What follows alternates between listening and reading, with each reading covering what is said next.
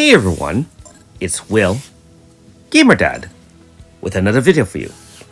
So in today's video, we're finally going to show all 4 fights in the normal difficulty level of the Maleficents, or Malefics. And these all feature the Hatcho fights, which we all love and hate at the same time. Now, if you haven't already, make sure you like and subscribe to my channel. I really appreciate it. I also do have a Patreon account for those who want to support me this way. So first things first, the first wave is predominantly weak to fire, and so I am bringing my tried and trusted magic team in the hopes of defeating it within a couple of tries. Now, I understand that this is actually just a normal version, so really any fire-based team will probably do the trick. You could probably bring a fire slash team. You can even use a lot of free units such as Kid, Aldo, Surge, Crest, you know, that kind of thing. That should probably do it if you don't want to use any gadget units. However, in my case, I just want to bring in my normal magic team because I have a lot of experience using magic teams in super boss fights, and I want to see if that was good enough. We dusted off our 5-star Bivette to help us support more fire magic DPS. She is not extremely powerful at this stage of the game. However, hey, why not bring out some older units, especially against normal levels where we can just kind of try it out, and if it fails, honestly, we have 6 hours with each bold pulse in order to try again. So in my first try just using this team, it was more than capable of handling the normal version stage 1. So let me know in the comments below how you found this round of Battle Simulator, aka Boss Rush so far. I am usually pretty excited to do the normal stages. It's the EX or extreme difficulty stages that I have a lot more trouble with. But that being said, that one's very nice. 1 try, 2 minutes, and that was great. And so I'll show you my Grasta setup. I do apologize for the video being a little bit longer. This one does include all 4 fights, and it's a little bit of a bonus. I actually showed you a slightly different composition for team on the last fight, being that some people might not have Eva. So I will be featuring Eva later on in the 4th fight, so hopefully stay for that if you need a little bit of help. Otherwise, like I said, in normal difficulty, certainly you can use free teams or other weapon zone teams. The advantage of weapon zone teams, a lot of people ask me, how do I figure out what teams to build, what is the best synergies and so forth? Battle Simulator and Boss Rush is actually a really great way to practice, especially the normal stages, because they have varied requirements. Either like, oh, you know, you only can use certain units, or they're weak to different elements, and so you kind of have to balance out what you're bringing and then just try it out. And experience is really the only way. Watching videos is one thing, but playing through and failing and winning is part of the experience as well. Anyways, back to the action.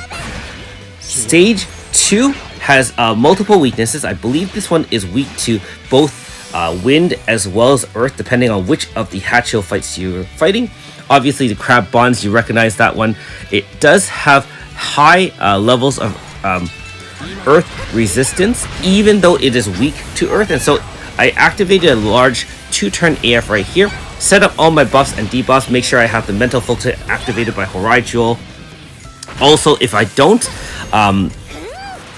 the normal attacks from the magic, because they're earth based, was reduced in effectiveness. So I just decided to 2-turn it and clear that one nice and easy before it becomes more of a trouble.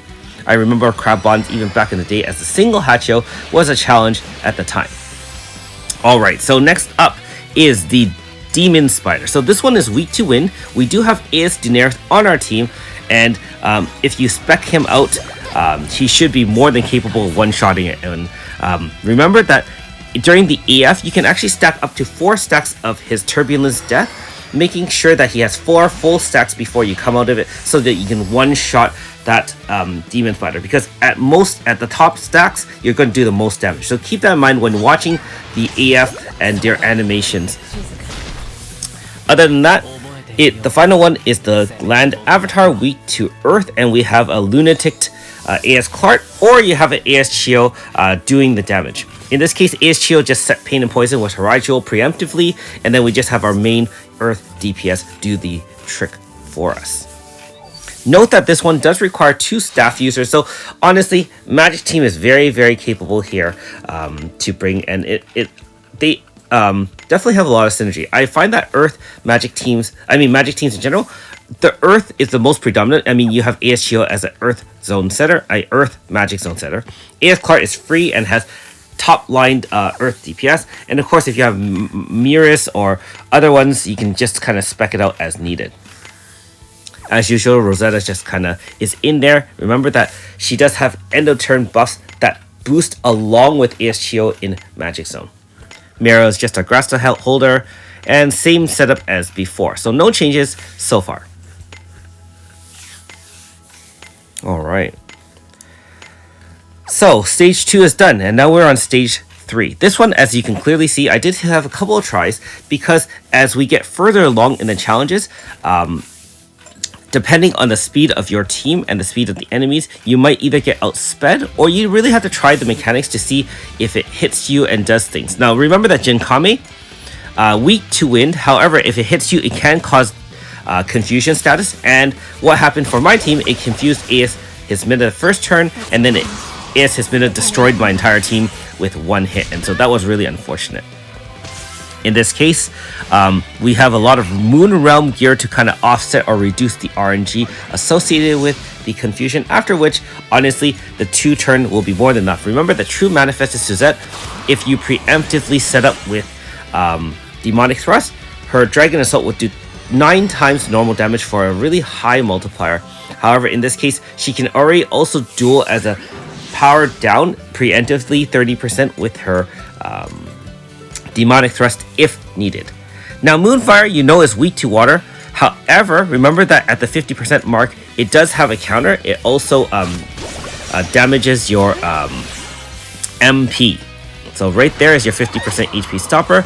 Luckily, it doesn't do a tremendous amount of damage, unlike the dual Hatchel fights where that Dissolve Life would have wiped your team without any sort of type shields. And keep in mind, we don't have type shields on, although we do have Brilliant Shot, also giving that dual debuff of power and int, and you do need that int debuff in order to take less damage from that Dissolve Life. Keep in mind that we are also in Pierce zones, so magical attacks do 30% less damage as well. So remember that zones aren't only for offense. Another zone kind of just makes us remember that it's all offense, but really, zones actually do protect us from other types of attacks, and so make sure you use the defensive capabilities of zones to your benefit if needed. Likewise, if the enemy is doing tons of pierce attacks, do not use a pierce zone. You're probably going to get hit a lot harder than you should be.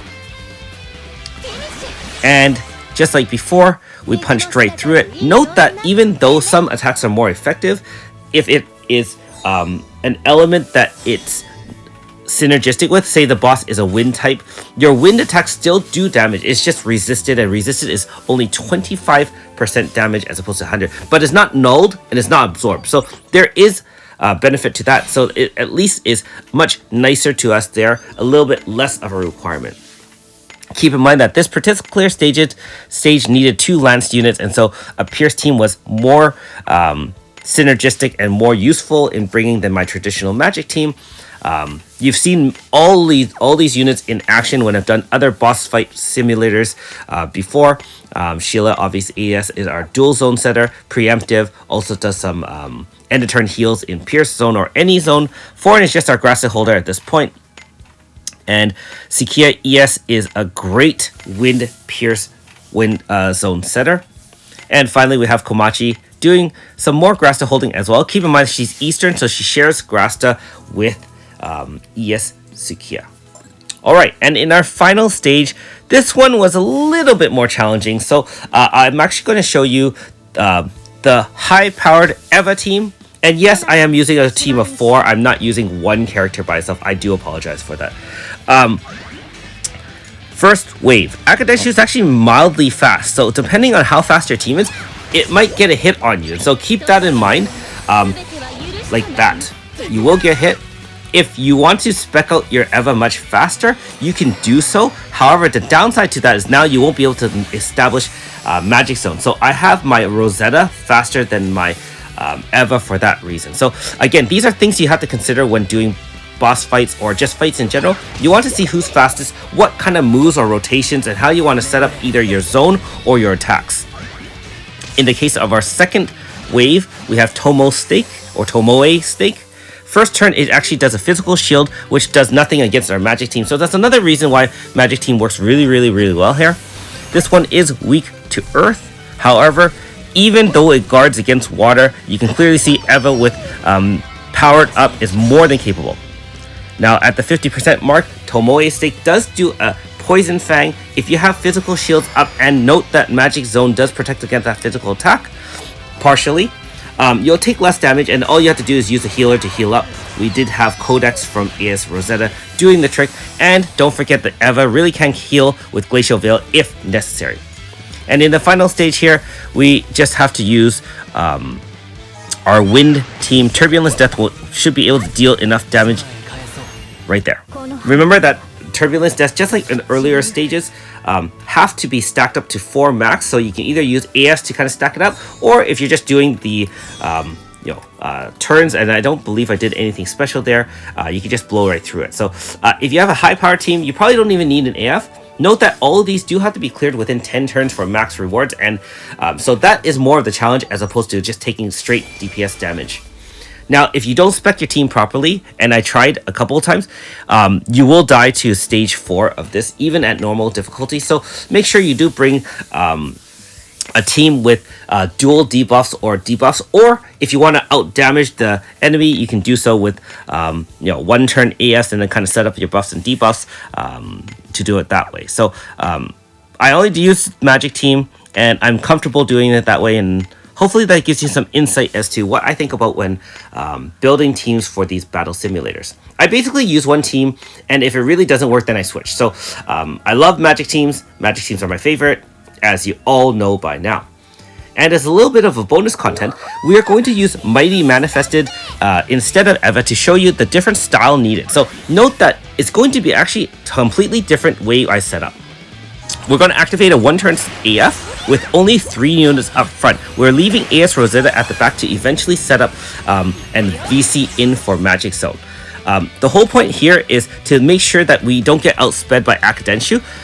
Mighty is extremely slow, and so you will get hit and you risk the chance of getting confused or getting damaged, and that's not fun. At this point, we just bypassed that first tint. We wanted to make sure we set up our debuffs, and then we VC'd in Magic Zone. Remember that the first turn of Tomoe Snake is a non-attack, it's just a physical shield up, in which case we don't have to worry about getting hit, and so that's why I used this particular turn to VC in AS Rosetta. After which, we use Turbulence Death to hit to HP Stopper.